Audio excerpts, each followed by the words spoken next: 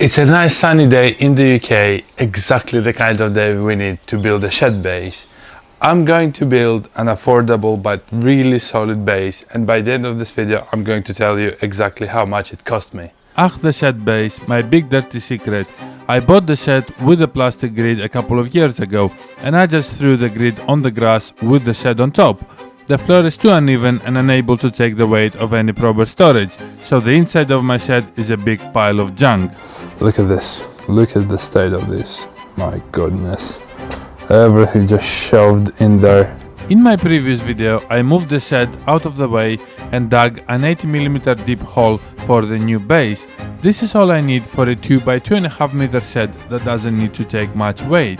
Now the first thing I want to do in this video is water the soil in this hole, use the tamper to make, and use this tamper, which is quite heavy, to make the soil a little bit more stable. I'm watering the soil and use my tamper to make the surface a little more level and solid. Then I mark 6 pegs 3 times. First at 80mm, which is the depth of my shed base as is.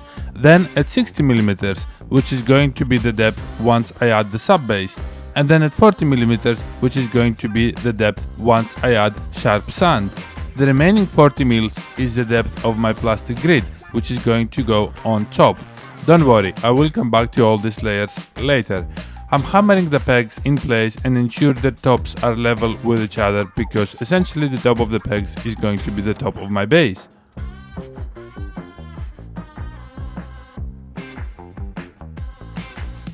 Before I start setting up my sub base, I first add a weed control fabric, which is great because that means no more swimming in the mud like a piggy. One more thing I need to deal with is the base of this fence post, which is going to be in the way of my shed base. I'm using my angle grinder to cut through one side of the post base and separate it as much as possible. I quickly realize that my oscillating tool can actually reach deeper, so I use that instead. And then I pick up my hammer drill to break this one side of the post base. I could have definitely done this with a hammer and a chisel manually, but it would have been 10 times harder, so I'm super grateful for these new additions to my power tools collection. That wasn't as bad as I thought it was going to be, and we are ready for the first layer of the shed base, and that's going to be this sub base over here. So we need about 20 mil of this.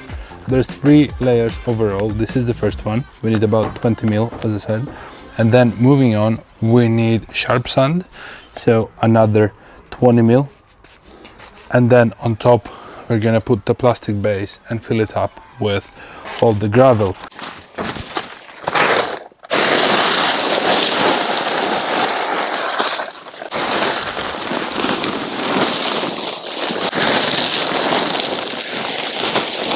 First layer of the shed base is MOT sub base. MOT stands for Ministry of Transportation. It's a crushed aggregate, usually granite or limestone, designed to be a load-bearing foundation for roads, driveways, patios, or in my case, a shed base. It allows the load to be distributed evenly, and it allows water drainage. I distribute the sub base using my rake and then compact it as much as I can using my tamper. You can rent a petrol or electric compactor for a better job, but they do make a huge racket, and I don't think it's necessary for such a small base. Step 2, 20 mil of sharp sand. Move on to the sharp sand, and the reason for this layer is to create an even surface on top of the sub base that still allows for water drainage. I use a piece of timber and my long spirit level to distribute the sand and create a smooth level surface for the plastic grid. Let me tell you something. You have a life to live. Don't spend days on leveling the base. Good enough will do in this case. Your wheelbarrow will be happy either way. This is as good as it's gonna get, right? I think it's just fine. I checked with my level. It's almost level, which is exactly what I was going for. And now the next step is putting this plastic grid back on the sharp sand, and then we'll start filling it up with gravel. I'm putting the plastic grid on top of the sharp sand. The plastic grid is necessary to keep the gravel in place, otherwise it's going to be moving too much and probably escape from underneath your shed after a while. Be careful with the size of the gravel you're using. Ideally, it wouldn't be larger than 10 mil, otherwise you won't be able to fill the gaps. I suppose you could also use sand for this, but then you would get sand in your ears when it gets windy. Once again, I use my rake to distribute the gravel and my tamper to make sure gravel gets into the grid properly. And all of that leaves us with a beautiful new shed base. I take everything out of the shed again and I drag it back to its rightful place, but I nearly murder the shed in the process. The shed is back in its place, finally. And listen, it's a bit crunchy, but it's about 1,000,000 times better than before.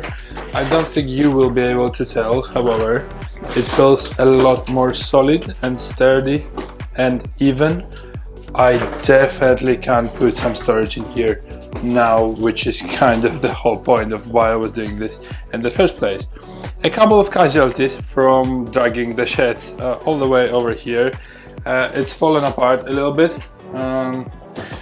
but yeah, I need to put it back together. I don't think it's gonna be a big challenge, so I'm gonna put it back together a little and then we're going to do storage. I put the shed back together using some of the original screws and a few new self-tappers. I was too lazy to disassemble the shed and put it back together, so now I have to do this. But I still think I probably saved myself days of work here. The shed will be fine, maybe after a little therapy. It's time to sort out some storage. Time to secure the two shelves in place. They can't go flush against the wall because there is a little plastic on the floor that isn't going to allow these shelves to go flush against the wall. So there's gonna be like maybe 0.5 centimeter, probably less, of distance. And that is why, to secure them, I bought this little metal strip, which is quite flexible. And what I'm gonna do essentially is wrap this around the shelf right here. So it's not gonna be holding it completely in place, but it's not gonna allow it to fall down either. And that's absolutely good enough for me.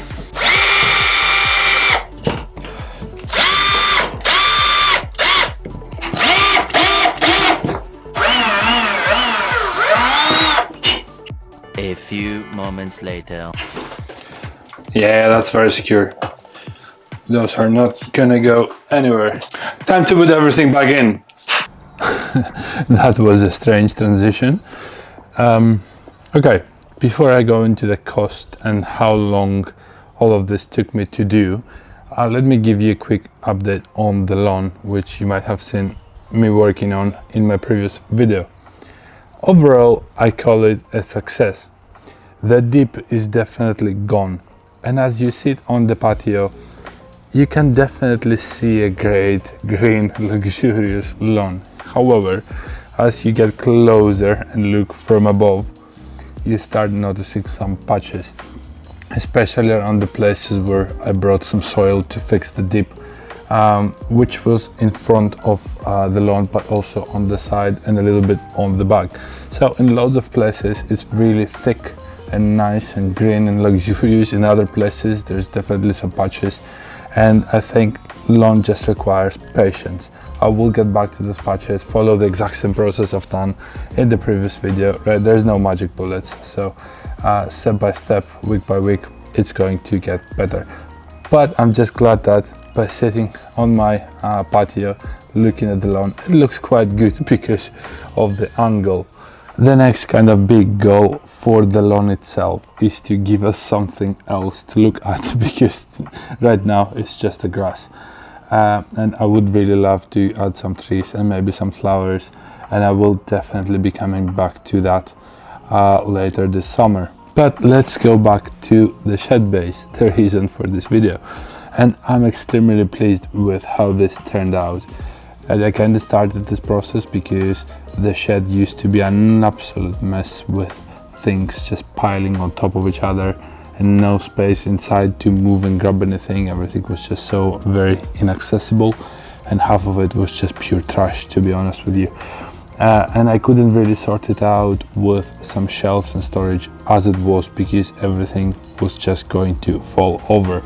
The shed was on the plastic grid. I just threw over the grass a couple of years ago when I got the shed, because I didn't have the time at the time to build the proper base.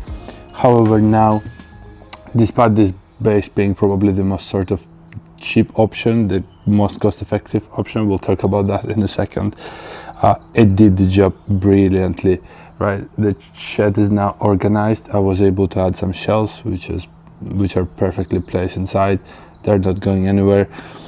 There's a path in between that you can actually walk into the shed and grab whatever you want. You know, at the back it's more of my sort of paints and some of my tools that are not gardening related, and then on the other side, on the other shelf, there's some gardening related tools, but everything is much easier accessible, which means it's not going to become a mess again, because you take one thing, you put it back, you don't throw it on top of the pile as it used to be before.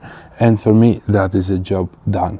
Let's talk about how much this cost to do and how long it took me to do. Overall, £209.54.